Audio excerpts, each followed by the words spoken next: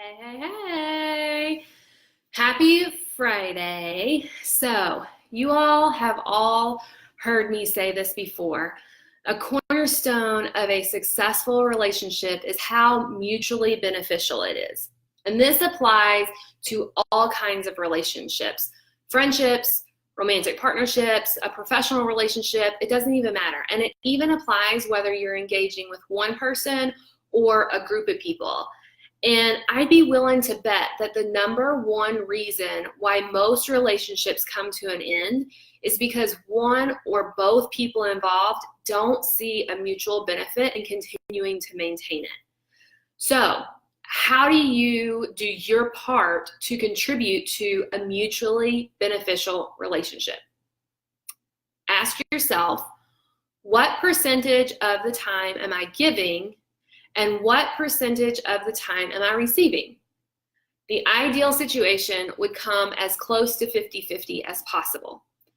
Now, that's not always realistic, but this is not just giving and receiving of tangible items either, but also of intangible things too, like time, knowledge, emotional support.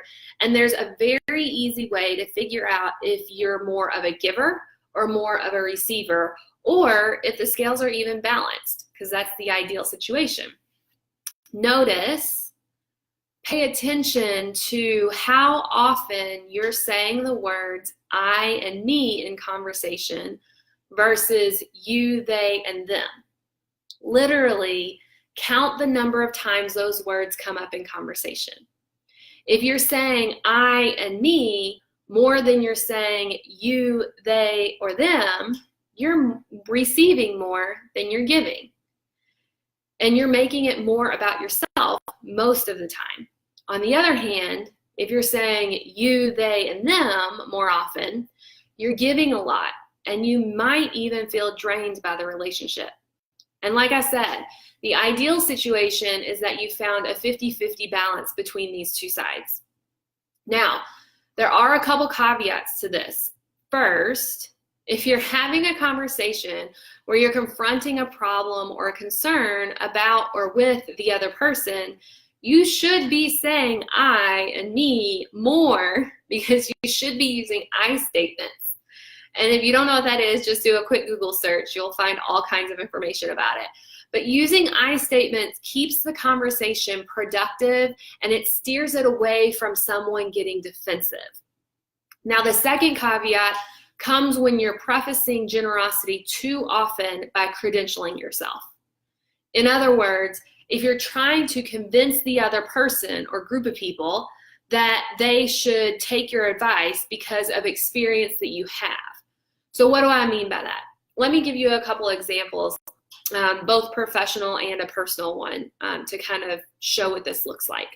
So let's say that you're in a meeting at work and the group is discussing the potential of rebranding the company.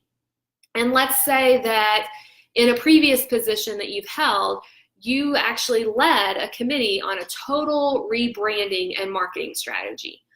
Well, instead of simply saying, I'd love to help the team with this project and here are some resources to get you started, you instead share the intricacies of all the accomplishments of the previous committee that you led and your role in making it all happen. You credential yourself. You're trying to make yourself look impressive to convince the group or the other person that you should be leading this charge. So, what does this look like in a personal relationship? Let's say that you're chatting with a friend about their car buying experience. They've been test driving cars and they can't make a decision. And instead of focusing on their criteria and what's got them stumped, you instead share this really impressive story of how you negotiated this incredible deal on the last car that you bought, and then you proceed to give them a laundry list of tips on how they should negotiate their purchase. So in these types of situations, there seems to be a balance between I and me and you, they, and them, because the first half is telling a story about yourself, I and me, and the second half is giving the other person some advice, you, they, and them. The problem is that it's from the lens of making yourself seem impressive rather than truly giving. Instead of addressing your friends or your team's dilemma, you're turning the tables to try to impress your friend or coworker with a story about yourself before giving the advice that may or may not even be relevant to the situation. Now, don't get me wrong. Credentialing in and of itself is not a bad thing. It's actually really important at times, especially in interviews.